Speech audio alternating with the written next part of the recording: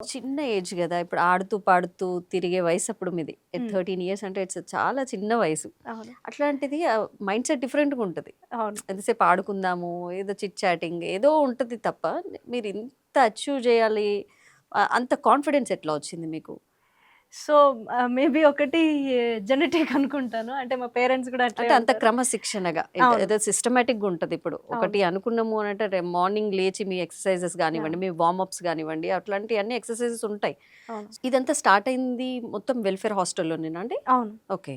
So, అక్కడే అంటే మాకు ఇదంతా సాధ్యం అంటే ఎట్లా అంటే ఇంట్రెస్ట్ అనేది గావచ్చు, ఇంత ప్యాషన్ ఇంత చిన్న ఏజ్‌లో అని అంటున్నారు గదా! సో, ఒకటి సిస్టమాటిక్ వే అనేది మాకు స్కూల్లోనే ఉంటుంది. మార్నింగ్ పొద్దున్నే లేచి ఫిజికల్ ఫిట్‌నెస్ చేయడము, దాని తర్వాత టైమ్ టు స్కూల్ క్లాసెస్, మళ్ళీ evening again sports. Sports. So, regular ఒక టైమ్ టేబుల్ అదే ఫిక్స్ అయ్యి ఉంటుంది. హ్మ్. ఒకటి.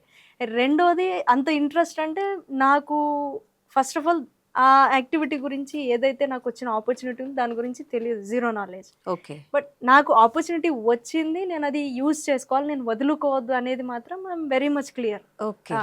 నాకు ఏ ఆపర్చునిటీ వచ్చినా నేను వదులుకోవద్దు. హ్మ్. అందులో స్పోర్ట్స్‌లో బాగా యాక్టివ్ గాబట్టి, ఇది గూడా రిలేటెడ్ గాబట్టి నేను యాక్సెప్టెడ్. నేనెళ్ళాలి, నేను చేస్తాను అని.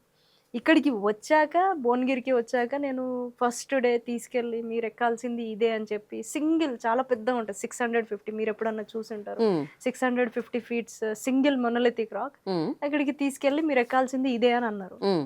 సో, ఆబ్వియస్‌లీ అంత చిన్న ఏజ్‌లో ఇంత పెద్దది ఎలా ఎక్కాలి? ఎట్లా సాధ్యం అవుతది? అని జెప్పేసి హ్మ్. చిన్న ఏజ్ అవును. అంత అవును. తెలియదు, అవగాహన లేదు.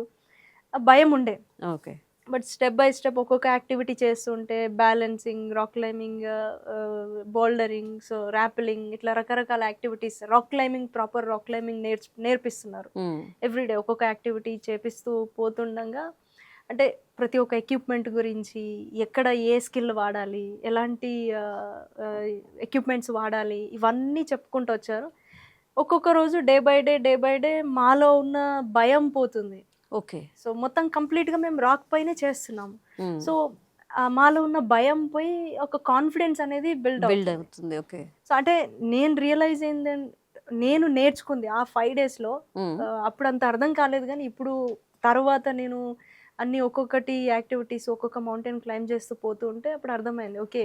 హ్మ్. నాకు ఫస్ట్ నేను రాక్ క్లైంబింగ్ నాకు చాలా నేర్పించింది. ఏంటి ఒకటి మనకి లైఫ్‌లో చాలా ఉంటాయి. చాలా చేయాలని అనుకుంటాం. కానీ ఒక స్టెప్ భయపడి ఆగిపోతాం. ఒక స్టెప్ వెనక్కేస్తాం గానీ ముందుకేయం యాహ్! భయపడి.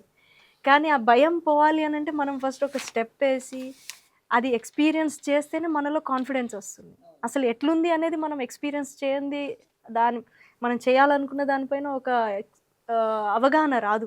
ఓకే. అదొస్తేనే గదా మనకు కాన్ఫిడెన్స్. సో, అట్లా ఒక అట్లా ఆత్మవిశ్వాసం బిల్డ్ అయింది మీకు అవును. అప్పుడు. బిల్డ్ అయింది. దాని యాహ్! తర్వాత యాక్చువల్లీ నేనే ఆలోచిస్తుండాలి. రాక్ క్లైంబింగ్ 5 డేస్ కోర్స్ అయిపోయిన తర్వాత నెక్స్ట్ ఏమన్నా ఉంటే బావుండు అనే ఆలోచన నాకే కలిగింది. ఓకే. లైక్ రాక్ క్లైంబింగ్ అయిపోయి మళ్ళీ స్కూల్‌కెళ్ళిపోయాము. కొన్ని రోజుల తర్వాత మళ్ళీ కాలొచ్చింది. ఇట్లా పూర్ణ సెలెక్ట్ అయ్యారు నెక్స్ట్ ట్రైనింగ్‌కని. ఓకే. అట్లా. సో